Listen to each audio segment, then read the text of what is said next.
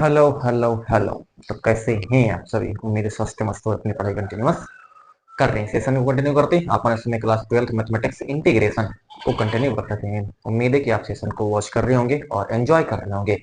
देखिए अपन जिस वे में चल रहे हैं, बहुत जबरदस्त तरीके से ऑर्डर में अपन चल रहे हैं। इसी ऑर्डर से आपको क्या करना है, पढ़ना है ना।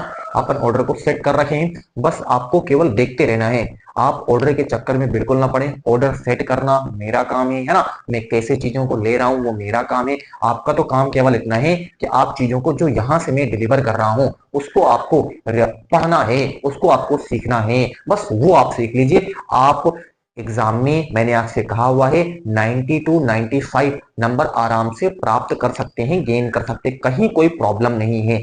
आप मेरा अपना जो तरीका है, मेरा जो अपना अप्रोच है, ठीक है। सबका अपना अप्रोच होता है। मेरा अपना अप्रोच है किस तरीके से अपन चीजों को डील करते हैं। सबसे पहले जो अपन किसी भी चैप्टर को अपन जब कंटिन्यू करते हैं तो उस बेस का, उस चैप्टर का जो फंडामेंटल होता है, उस चैप्टर के लिए जो अपन के पास मैटर होना चाहिए वो सब मैं सबसे पहले डिलीवर करता हूं कि हाँ इस चैप्टर का एक्चुअल मतलब क्या है ना। उसको हम कैसे जाने, उसको कैसे अपन समझें, ठीक है।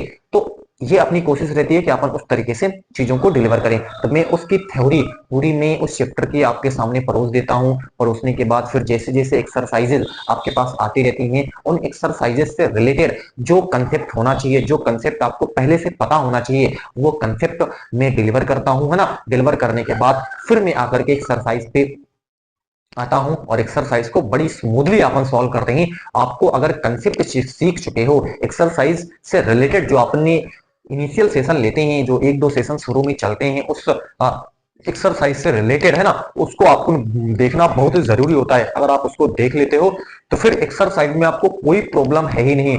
कुछ इक्का दुक्का क्वेश्चन है ना आपको इरिटेट कर सकते हैं, उनके तरीके कुछ और हो सकते हैं, उनकी अप्रोच कुछ और हो सकती है, लेकिन मोस्ट ऑफ द क्वेश्चन उसी जो कंसेप्ट के इर्द गिर्द घूमते रहते हैं। बस उन्हीं कंसेप्ट को आपको लगाना लगाना रहता है। लगाते रहिए, लगाते रहिए, क्वेश्चन बनते रहेंगे, क्वेश्चन बनते रहेंगे, आराम से आप एंजॉय करोगे। इस बात को समझने की आप कोशिश करें। इसीलिए कहते हैं उसको सीखना बहुत जरूरी होता है। और आप रटे नहीं, उसको सीखें, उसको बिठाएं दिमाग में, ये कैसे आया, क्या चीज है ये। उस चीज को आपको दिमाग में बिठाना पड़ेगा। अपन जैसे फिजिक्स में आप पढ़ते हैं, है ना, जैसे एक चैप्टर चलता है ना, चुंबकत्व करके। क्या चलता है? एक चुंबकत्व करके आपके पास चैप्टर चलता है,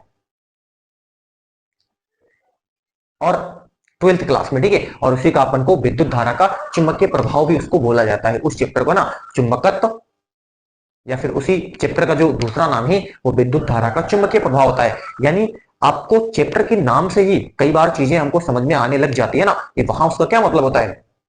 कि अगर धारा का कहीं फ्लो होता है, विद्युत धारा कहीं जब बहती है, तो फिर चुंबकीय क्षेत्र डेवलप होता है, चुंबकीय क्षेत्र पैदा होता है। ये धारा के प्रवाह से क्या उत्पन्न होता है? चुंबकीय क्षेत्र उत्पन्न होता है। ये आपको चैप्टर समझाना चाहता है। और सबसे पहले इस चीज को किसी साइंटिस्ट के द्वारा इसको प्रूफ करा जाता है, तब जाकर के चैप्टर का नाम कोई पढ़ता है।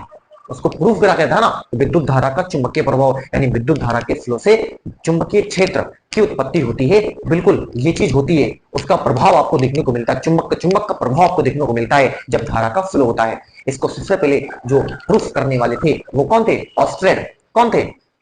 आपने 10th क्लास में पढ़ा होगा, है ना। जब विद्युत धारा का चुंबकीय प्रभाव अपन चैप्टर पढ़ते हैं तो वहीं आपको ये समझाया जाता है। ऑस्टेड का प्रयोग आप पढ़ते हो, ऑस्टेड के प्रयोग में क्या बताया था? इन्होंने धारावाही चालक लिया था और चुंबकीय सुई ली थी। जब धारावाही चालक में किसी प्रकार की कोई करंट फ्लो नहीं करी, जब कोई करंट उस धारावाही चालक में प्रवाहित नहीं करा, ऑस्टेड ऑस्टेड ऐसा करके देखते हैं कि जब तक धारावाही चालक में कोई धारा प्रवाहित नहीं करी जा रही थी, चुंबकीय सुई जो उस धारावाही चालक के ऊपर रखी हुई थी उसमें किसी प्रकार का कोई विक्षेप नहीं देखा गया। सुई बिल्कुल हिली नहीं, यानी जो एन वाला था वो एन पे ही टिका रहा, जो एस वाला था वो एस पे ही टिका रहा, एन और एस वो अपनी जगह पे टिके रहे, उसमें कोई विक्षेप नहीं देखा गया। कब तक नहीं देखा गया? जब तक अपन ने कुंजी को ऑन करके धारावाही चालक में धारा को प्रवाहित नहीं करा। और जैसे ही कुंजी को ऑन करा, और धारावाही चालक में धारा का फ्लो चालू हुआ, चुंबकीय सुई तुरंत विक्षेपित हुई। तुरंत क्या हुई? तुरंत घूमी, तुरंत घूमी, तुरंत वो, और घूमने से बिल्कुल यह स्पष्ट हो गया चुंबकीय सुई है, कहीं चुंबक होगा तभी वो चुंबकीय सुई क्या करती है? घूमती है। इसका मतलब आपने विद्युत धारा को जब प्रवाह करवाया चालक में, तो उस चालक के इर्द गिर्द क्या पैदा होगा? एक चुंबकीय क्षेत्र पैदा हो गया, और उस चुंबकीय क्षेत्र के कारण जो चुंबकीय सुई थी वो घूमना चालू करी। तो चुंबकीय क्षेत्र, जो चुंबकीय सुई, उसमें विक्षेप क्या दिखाता है? चुंबकीय सुई में जो विक्षेप वो क्या बताता है आपको? चुंबकीय सुई में जो विक्षेप है वो आपको बताता है कि धारा जब प्रवाहित होती है तो चुंबकीय क्षेत्र पैदा होता है। ये चुंबकीय सुई आपको बता रही है, जोर जोर दे करके आपको बता रही है। इस चीज को आप 10th में महसूस करते हैं ना, और महसूस नहीं करते तो ये जो डिस्कशन है थोड़ी सी आपको, इसीलिए मैं फील देता हूं। किसी भी चीज को आप फील लो। अब क्या इसको जिंदगी में आप भूल सकते हो? इतनी छोटी सी लाइन है ना, इस चीज को आप कभी भूल सकते हो कि जब धारा का प्रवाह होता है तो चुंबकीय क्षेत्र पैदा होता है, चुंबकीय सुई, क्योंकि चुंबकीय सुई विक्षेपित हुई है। चुंबकीय सुई क्या हुई है? विक्षेपित हुई। और लंबी चर्चा इस पे है ना, और इसमें दिशा वगैरह का भी खेल है कि कैसे पोलैरिटी अपन चेंज कर देते हैं। तो जो चुंबकीय सुई है वो भी जिस दिशा में पहले घूमी थी उसके विपरीत दिशा में घूमना स्टार्ट कर देती है। अगर पहले ऐसे ही घूमी है तो ये ऐसे घूमेगी। कब? जब पोलैरिटी अपन चेंज कर देते हैं, ध्रुवता चेंज कर देते हैं। प्लस की जगह पे माइनस कर दी, माइनस की जगह पे प्लस कर दिए। ये करने से चुंबकीय सुई भी विपरीत दिशा में मुड़ जाती है।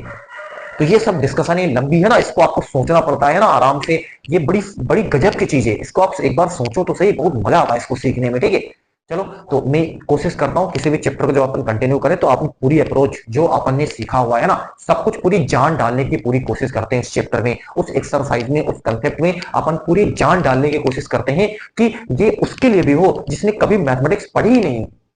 ये सेशन उसके लिए भी है जिसने कभी भी हाथ नहीं लगाया गणित को।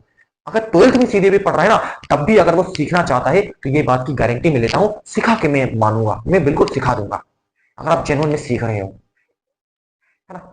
तो कंटिन्यू करते हैं अब, है ना। लाइट वाला कोई इशू मुझे दिख नहीं रहा है ना, और ऑन कर देते हैं अपन पंखे को, है ना।